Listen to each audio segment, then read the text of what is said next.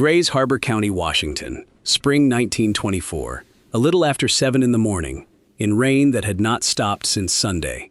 Nils Halverson, 31, 9 years in the woods and 4 of them at the levers, sitting on the deck of a Washington Iron Works steam yarder, with his back turned to the timber. The log he was about to move lay roughly 400 yards out, beyond a low ridge, in brush high enough to hide a standing man. He could not see it. He could not see the men working around it. He could not see the main line for more than the first 60 feet of its run, after which it dropped over the lip of the cut and left his world entirely. What he had instead was a sound. Somewhere out in that brush a boy stood with a thin wire in his hand, in a position where he could see both the rigging crew and nothing else that mattered. And when the boy pulled, a whistle on the boiler 400 yards away spoke, short blasts and long ones, in a sequence that meant come ahead, or ease off, or stop. Halverson put his hand on the friction lever and waited for it. Every man out there in the brush was standing somewhere he had chosen to stand, on the assumption that the engine would do exactly what the whistle asked, and nothing more. What does a man learn to hear, when the only thing he is given to work with is a sequence of blasts from a whistle he is sitting next to? The machine under him had a documented ancestor, and it was small. In August 1881, in the redwoods near Eureka, California, John Dolbear, a partner in the Dolbear and Carson Lumber Company, ran a device of his own design for the first time. Upright wood-fired boiler with a stovepipe on top, 1 cylinder, a horizontal shaft carrying a capstan-type spool, 150 feet of 4.5-inch manila rope, the whole thing mounted on heavy wooden skids so that it could winch itself to its next position. He received U.S. Patent 256,553 for it on the 18th of April, 1882. The power was modest enough that the name loggers gave it, donkey, is usually explained as a joke about how little it seemed to be worth rating. Within 20 years, the joke had stopped being funny to anyone selling oxen. By the turn of the century, published regional counts put roughly 35 of these engines at work in Humboldt and Mendocino counties alone, and close to 400 along the whole West Coast. Then, around 1910, the industry stopped dragging logs flat along the ground and started lifting one end of them into the air. High lead yarding, a standing tree selected, limbed, topped, guyed and rigged as a mast, with the donkey's main line running up through a block at the top and back down into the cut. By the 1920s on the Olympic Peninsula, spar trees 150 feet tall were routine. Before we continue, if this kind of documentation is what you've been looking for, consider subscribing. Every video on this channel goes into one specific element of American logging between 1900 and 1980, what the falling crew, the rigging crew, the steam donkey, the logging railroad, or the river drive actually required, what the men running them had to know, and what the wood they cut actually became once it reached the mill. Not folklore about giant lumberjacks, the documented technical reality of a dangerous trade practiced by skilled men under real physical risk. What the donkey puncher's judgment gave a crew that raw power alone could not, was restraint, knowing when not to pull. And if someone in your family worked in the woods in this era, put it in the comments. Did anyone in your family run a donkey, fire one, or pull the whistle wire as a boy, and did they ever describe what they listened for? Next, the high climber who turned a standing Douglas fir into the mast that every one of those cables ran through. Back to the woods. Lifting the log cleared it over stumps and brush and made steep ground pay. It also put a working steel cable in the air above men on foot. So what, exactly, was the whistle allowed to say? The code was not improvised. In February 1930, the timbermen printed the whistle signal code adopted by the Whistle Committee of the Pacific Logging Congress as the standard for Pacific Coast operations, and the version Halverson worked to in 1924 was its direct ancestor. 1 short blast, stop. 2 short, come back on the haulback. 3 short, come ahead easy on the main line. 4 short, slack the main line. 3 short and 2 short, tight line. There were separate signals for the hook tender, for the climber, for the locomotive, for oil, and for water. 6 long blasts, repeated, meant a man was hurt and the locomotive and stretcher were wanted. 4 long and 6 short, repeated, meant fire. That is the whole vocabulary of the job. The donkey puncher was not being told what the log was doing. He was being told what to do next, by a boy who could see the log, using an instrument that could only count. And the instrument was slow.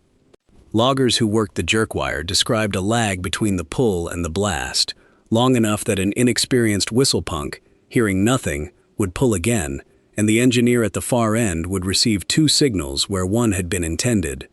The wire was 500 feet of tension strung over branches. It stretched, it caught, it froze. So the man at the levers was working from a message that was already several seconds old, sent by the youngest and least experienced worker on the site. Period accounts describe whistlepunks as commonly 16 to 18 years old, about a load he had never seen. What does an engineer do with a signal he cannot fully trust? He listened to something else at the same time. A steam engine under load is an instrument that reports on itself continuously. The exhaust beat slows and deepens when the cylinder is working against resistance. It quickens and lightens when the resistance falls away. Boiler pressure drops as steam is drawn. The water glass and the gauge tell an operator how much more of that he can afford before the fire has to catch up.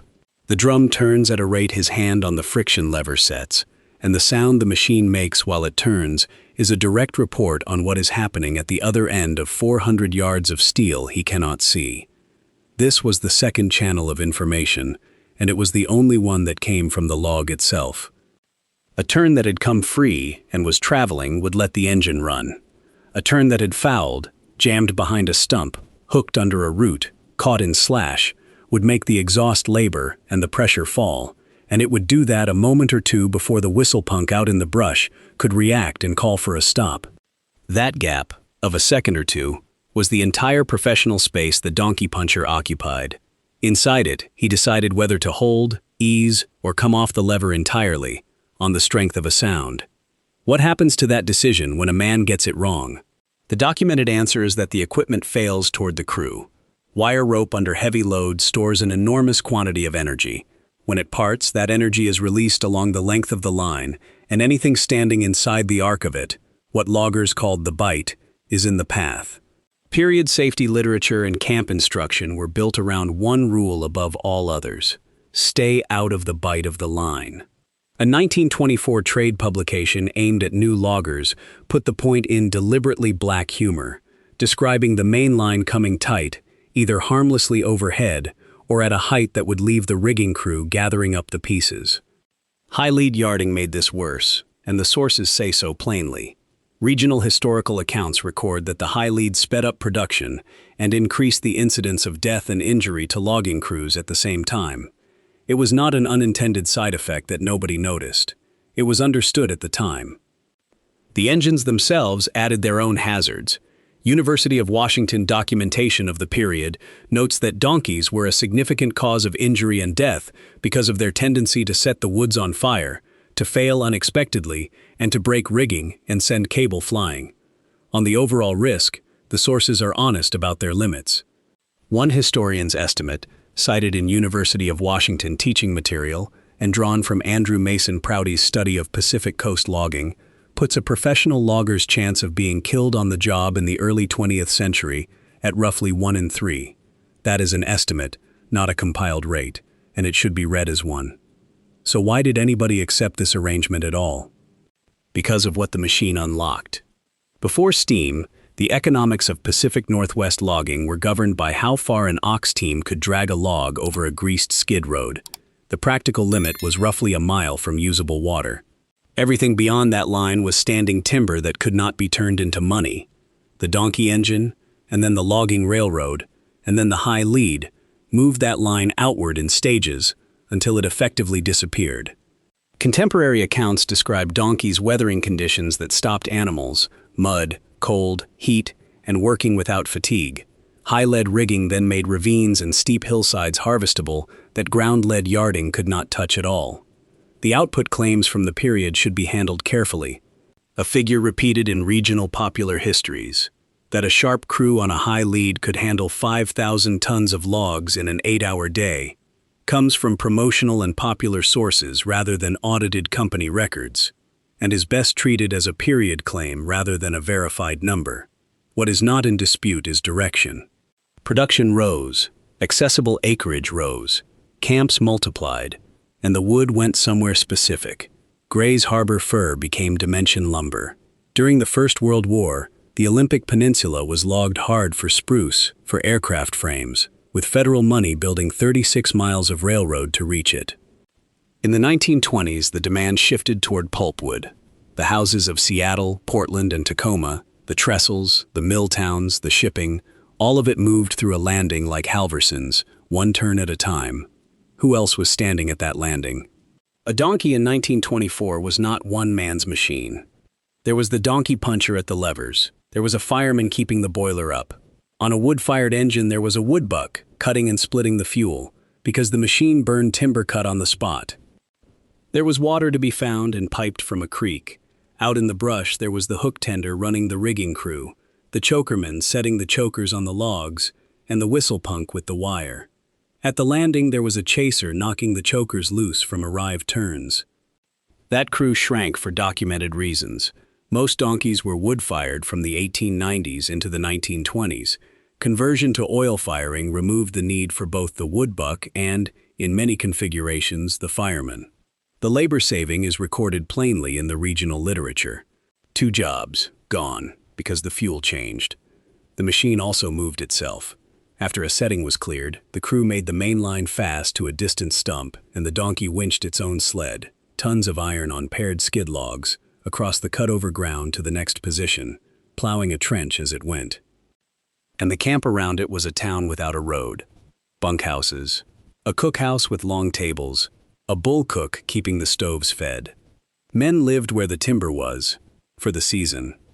So what did 4 years at those levers actually build in a man? Here is the part of this trade that no company document ever captured. The whistle code could be printed on a card. It was, the Pacific Logging Congress standardized it precisely so it could be. The engine specifications could be printed too. A Washington Iron Works yarder of that period, with 12-inch by 14-inch cylinders, drum diameters, boiler working pressure, all of it available from the builder in Seattle. What could not be printed was the correlation between the two. Nothing in the code told a man that this particular engine, on this particular setting, with this length of line out and this much slack, would sound a certain way half a second before a turn hung up. Nothing in the specification sheet said that a call of "come ahead easy" meant something slightly different on a wet morning with a heavy load than it did on a dry one. That correlation was built one turn at a time, by a man sitting with his back to the work, matching what he heard from a whistle against what he heard from an engine, and finding out over 4 years where the two disagreed and which one to believe. It is worth saying exactly what that skill was for. It was not for pulling harder. Every steam donkey on the coast could pull harder than the rigging could stand. The judgment was almost entirely about restraint, about the decision to come off the lever on evidence nobody had signaled. What happened to that judgment when the machine stopped needing to be listened to? It went out of the woods in stages, and the sources disagree about the timing. The Oregon Encyclopedia places the decisive shift in the late 1930s, when the fuel efficiency of internal combustion, the elimination of piped water, and the reduced fire hazard made diesel the obvious choice, and notes that wartime rationing and industrial conversion delayed the full changeover until after 1945. University of Washington material states that gas and diesel donkeys began replacing steam in the 1930s, and that steam had disappeared from the forests by the 1950s. Museum documentation in British Columbia gives the 1940s. Individual machines outlasted all of it. A 1915 Smith & Watson donkey worked near Reedsport, Oregon until 1937, and was then left in a ravine. Another was abandoned in the woods around 1952. The honest statement is a range. Displacement begins in the 1930s, the war interrupts it, and it is effectively finished by the early 1950s. Radio later replaced the whistle wire. The portable steel spar replaced the topped tree from the 1950s. If this channel is going to keep documenting what it actually took to log an American forest by hand and by steam, subscribe. There are more falling crews, more spar trees, more steam donkeys, more logging railroads, and more river drives that quietly built the houses, the towns, and the railroads of a growing country, and were never described as historically significant at the time because the men doing the work didn't have time to think of it that way. What that judgment gave a crew was not power. Power was the one thing the machine already had too much of. It was the decision not to use it. And if you have a connection, a relative who worked as a faller, a high climber, a donkey engineer, a riverman, a log truck driver, put it in the comments.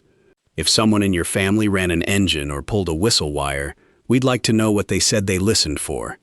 Coming up, the man who climbed the tree that every one of those cables hung from, and what happened to him when a steel tower arrived on wheels. Nils Halvorsson's work as a steam donkey puncher ended, in its original form, in the 1930s. By the early 1950s, diesel yarders and portable steel spars had changed how the work was done. What the diesel gave the trade: fuel efficiency, faster setup and relocation, no piped water, a sharply reduced risk of setting the woods on fire, and the end of a boiler sitting under pressure in a working landing. Those were real gains, and men were not sorry to see them. What it did not give anyone: the ear. The 4 years of correlating an exhaust beat against a whistle blast, and the 1.5 of judgment that lived in the gap between them. Halvorsson did not know that this was what the years at the levers had built in him. He knew it the first morning he sat at a diesel machine and reached, out of habit, for information that was no longer being broadcast. The steam engine had known what to ask of him. No one had thought to tell the diesel to ask.